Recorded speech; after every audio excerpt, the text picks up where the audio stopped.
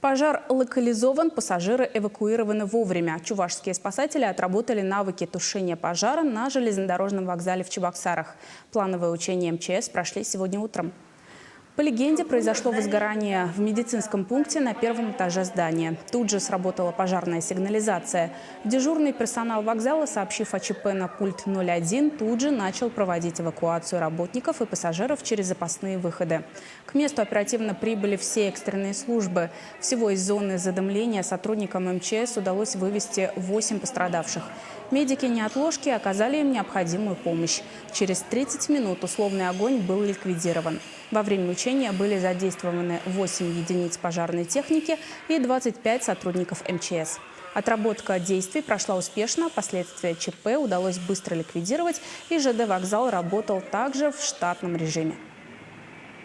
Данный объект является объектом с массовым пребыванием людей.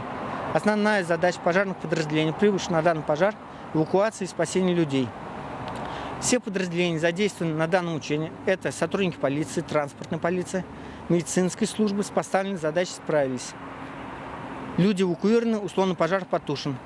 Оценка действиям пожарных подразделений удовлетворительна.